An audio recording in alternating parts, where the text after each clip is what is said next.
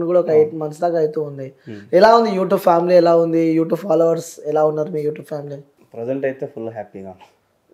ఒకప్పుడు అంత రీచ్ ఉండేది కాదు, ప్రజెంట్ అయితే ఫుల్ హ్యాపీ. ఒకప్పుడు రీచ్ లేదు, ఇప్పుడు రీచ్ ఉంది. ఓకే, ఎన్ని డేస్ అవుతుంది వచ్చి? మేబీ 14 అంతేనా? అంతే, 10 రోజులు 10 రోజులు అవుతుంది. అంతే అవుతుంది. ఓకే, అలవాటు అయిపోయిందా మన గాలి? మన గాలి అలవాటు కాదు. సో దాన్ని అలవాటు చేసుకోవాలి, కానీ ఇది మనకి పుట్టుకతో వచ్చింది కదా. ఎక్కడ పోయినా ఎటు తిరిగినా రాగానే గాలికి అట్రాక్ట్ అయిపోతామంటాం.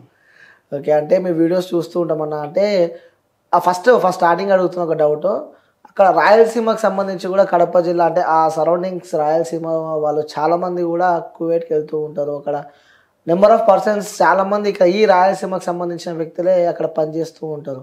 అంటే ఎందుకు అనుకోవచ్చు, ముఖ్యంగా ఈ ప్రదేశానికి చెందిన వాళ్ళు అక్కడ వర్క్ చేస్తుంటే? మీరు విన్నారో లేదో, సెకండ్ కువైట్ అంటారు రాజంపేటని.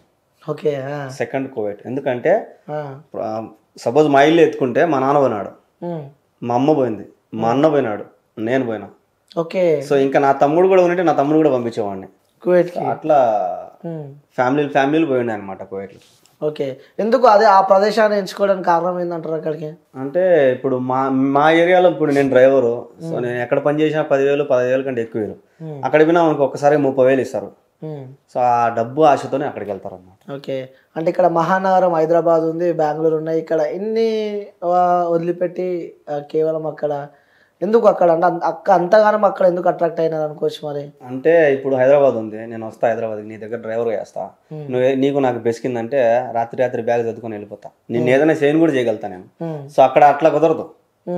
వాళ్ళ దగ్గర అన్నీ ఉంటాయి, పాస్పోర్ట్ కానీ ఏదైనా సరే. నువ్వు అక్కడికి పోవడం వరకే నీ చేతిలో ఉంటుంది, అక్కడి నుంచి దాటుకోవడం అంతా వాళ్ళ చేతిలో ఉంటుంది.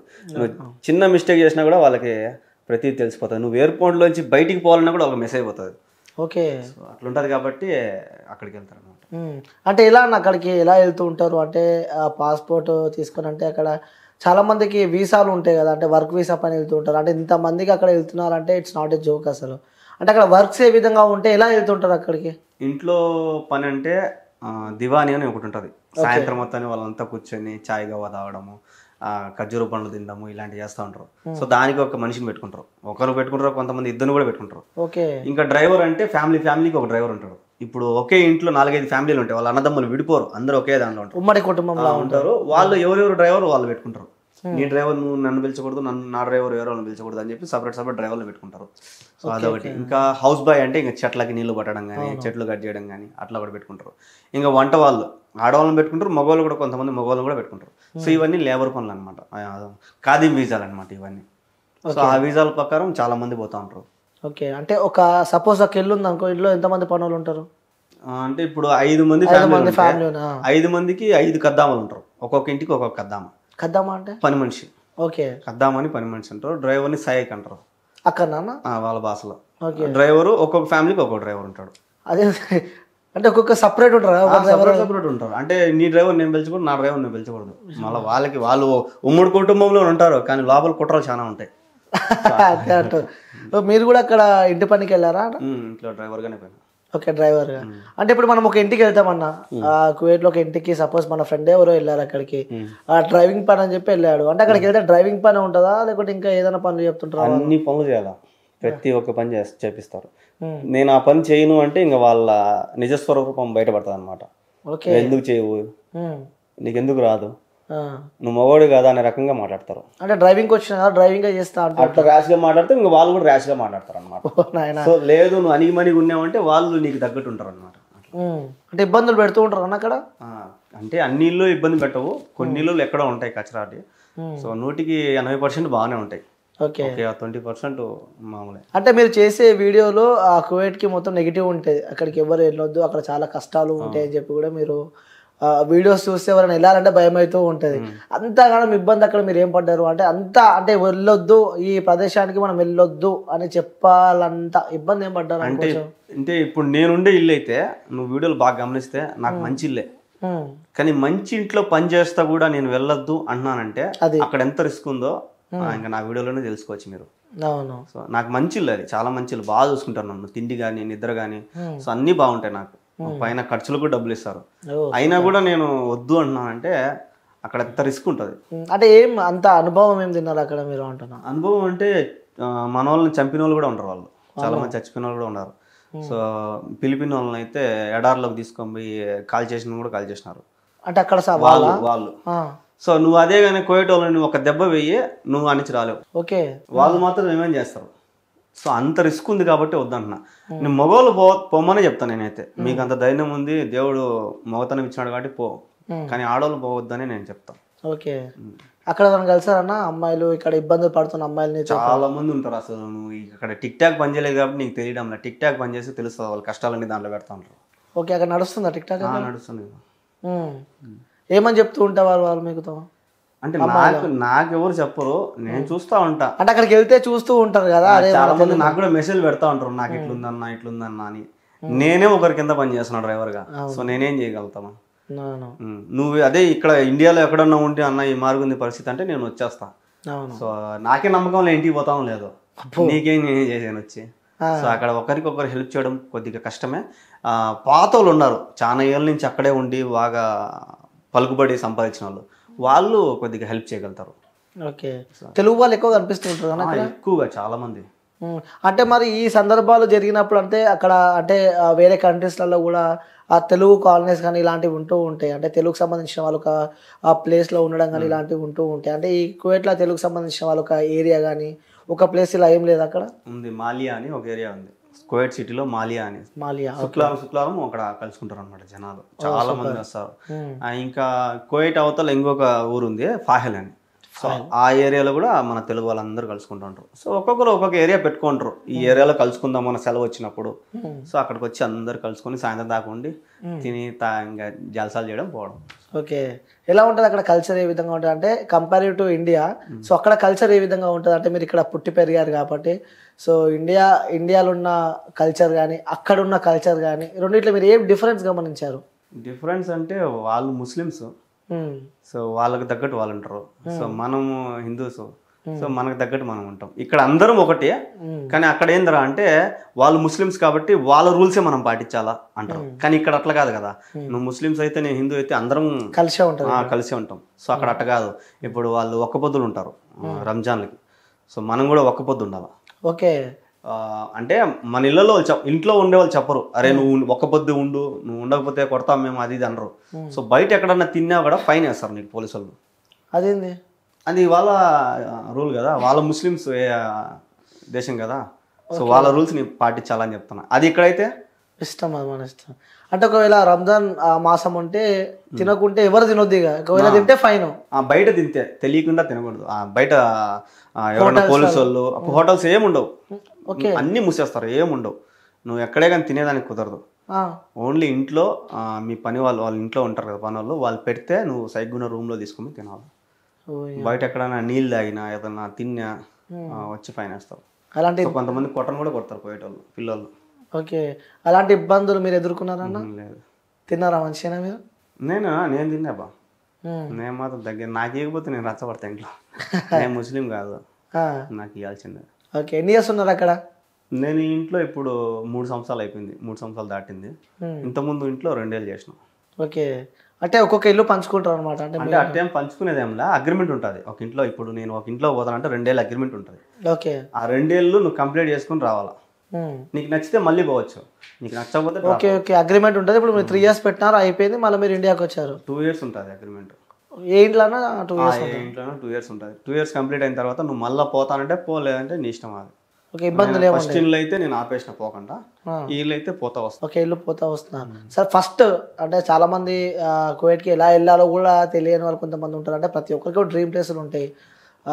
10th చదివిన వాళ్ళు వీళ్ళు వెళ్ళాలని అనుకుంటారు కువైట్కి. అలా వెళ్ళాలంటే వాళ్ళు ఎలా, అంటే వాళ్ళ ప్రాసెస్ ఏ విధంగా ఉంటుంది? వీసా అన్న చాలా మంది అట్లా, ఇప్పుడు హైదరాబాద్ ఉంది, విజయవాడ ఉంది, వీళ్ళంతా ఏం చేస్తారంటే బ్రోకర్లు ఉంటారు, అక్కడ వీసాలు తీసుకొని వచ్చి ఇక్కడ అమ్ముతా ఉంటారు. సో ఆ విధంగా పోవద్దనే చెప్తాను నేను చాలా మందికి. అక్కడ మనకు తెలిసిన వాళ్ళు ఉంటారు. ఇప్పుడు నేను ఎవరి ద్వారా పోయినా అంటే నా ఫ్రెండ్ ద్వారా పోయినా. సో అట్లా ఎవరైనా బంధువులు కానీ ఫ్రెండ్స్ కానీ బాగా తెలిసిన వాళ్ళు ఉంటే వాళ్ళ ద్వారా పోతే మంచిది. ఎందుకంటే రేపు పొద్దున్న నీకు ఏదైనా ఇబ్బంది అయింది అనుకో, మన ఇంట్లో వాళ్ళు పోయి వాళ్ళ ఇంట్లో వాళ్ళని అడుగుతారు. సో ఏజెంట్ ఏం చేస్తాడంటే, నా వృత్తి ఇది, నా పని ఇది, పంపేయడం ఒకటి, పంపిపోయినాక నీ ఇష్టం అంటాడు. సో అక్కడికి పోయిన తర్వాత చేతులు ఎత్తేసి ఎవరేం చేయలేరు. ఓకే, సో తెలిసిన వాళ్ళు ఉంటేనే అక్కడికి వెళ్ళాలి, పోతే మంచిది. ఓకే, ఇంకెలా ఉంటుంది అన్న అక్కడ? అంటే టైమింగ్స్ కూడా ఎన్ని అవర్స్ డిఫరెన్స్ ఉంటుంది ఇక్కడ ఇండియా కంపేర్ టు ఇండియాకి? అక్కడ 2.5 గంట తేడా ఉంటుంది. 2.5 గంటలు తేడా ఉంటుంది. అంటే ఆ డ్యూటీకి అప్పుడప్పుడు కొన్ని సందర్భాలలో లేట్ అవుతూ ఉంటుంది. అలా లేట్ అయినప్పుడు కూడా అక్కడ నుంచి వాళ్ళు ఇబ్బందులు పెడుతూ ఉంటారా ఇంటి వాళ్ళు? అంటే ఇబ్బంది పెట్టరు, ఫోన్ మీద ఫోన్ కొడతారు. సో ఒక 5 నిమిషాలు లేట్ అయినా కూడా మనం ఈ నుంచి బండి తీసుకొని వాళ్ళ కాడికి తీసుకొని వెళ్ళినప్పుడు ఒక 10-20 మాటలు ఫోన్ కొట్టుంటారు. సోరా సోరా తాల్ తాల్ తాల్. సో బిన్నారా బిన్నారా బిన్నారా బిన్నారా అని ఫోన్ కొడుతూ ఉంటారు. ఓకే. సో వెళ్ళంగా మళ్ళీ ఎప్పుడైనా మీరు వాళ్ళతో తిట్లు కానీ దెబ్బలు తినడం కానీ అలాంటి సందర్భాలు ఎప్పుడైనా మీకు సంబంధించిన ఫ్రెండ్స్ కానీ ఎవరన్నా? సంబంధించిన ఫ్రెండ్స్ అయితే తిట్లు తింటానే ఉంటారు. దెబ్బలు తిన్న వాళ్ళు అయితే ఎవరు లేరు, తిట్లు అయితే తింటా ఉంటారు. చాలా మంది కూడా నాకు ఫోన్ చేసి ఈ మారి తిట్టినాడు రా మా వాడు, ఈ మారి చేస్తున్నాడు రా, గొనుగుతున్నాడు రా అని అంటూ ఉంటారు. నేను ఎవరికైనా ఒకటే చెప్తాను, మీరు లాంగ్వేజ్ నేర్చుకోండి, తిరగమల్లి మాట్లాడండి. లాంగ్వేజ్ నేర్చుకుంటే వాళ్ళు భయపడతారు. మీరు భాష నేర్చుకోకుండా బెబ్బెబ్బ వాడు చెప్తా ఉంటే మీరు భయపడినారంటే వాడు ఇంకా రెచ్చిపోతాడు. సో వాడు మాట్లాడితే రివర్స్ మాట్లాడాలి మనం, అప్పుడు వాడు అమ్మాయి డేంజర్ రా అని గమ్మనంటాడు. ఓకే. మళ్ళీ అలా డేంజర్ మాట్లాడితే వాడు రిటర్న్ మనం ఏమైనా చేస్తే ఏం చేయడు, నువ్వు కరెక్ట్గా మాట్లాడాలి. వాడు చెప్పినాడంటే దానికి సమాధానం చెప్పినామంటే ఎగ్జాక్ట్ సమాధానం, కరెక్ట్ సమాధానం. ఓకే. ఇంకోటి ఆ కువైట్ కంట్రీలో కూడా మర్డర్లు ఎక్కువ అవుతూ ఉంటాయి అని చెప్పి వింటూ ఉంటాము. అంటే కొంతమంది చేస్తారు, పిల్లనాయలు ఉంటారు కొంతమంది కువైట్ పిల్లలు, వాళ్ళకి అదొక కుషాలన్నమాట. ఓకే. గన్లు పెట్టుకుంటారు, కత్తులు పెట్టుకుంటారు, కావాల్సుకొని రాడ్లు కొట్టుకోవడము. సో ఇట్లాంటి కుషాలు ఈ నడవని ఎక్కువ అయిపోయినాయి అవి. ఇంకా ఈ నడవని పిల్లనాయలు ఎక్కువ అయిపోయినాయి, రచ్చలు పడ్డం, కొట్టుకోవడం, రోడ్ల మీద కార్లతో గుద్దుకోవడము, ఇట్లాంటి ఎక్కువ అయిపోయినాయి. ఓకే. తెలుగు వాళ్ళకి ఇబ్బందులు పెడుతుంటారు అక్కడ? తెలుగు వాళ్ళని ఏమి ఇబ్బంది పెట్టరు. ఓకే. ఇబ్బంది అంటే ఇదే ఇళ్ళల్లో ఏదన్నా ఉంటుంది. ఇప్పుడు నువ్వు నీ ఇంట్లో నేను డ్రైవర్ అయితే నీ ఇంట్లో ఏదైనా ఇబ్బంది ఉంటే నన్ను అంతే.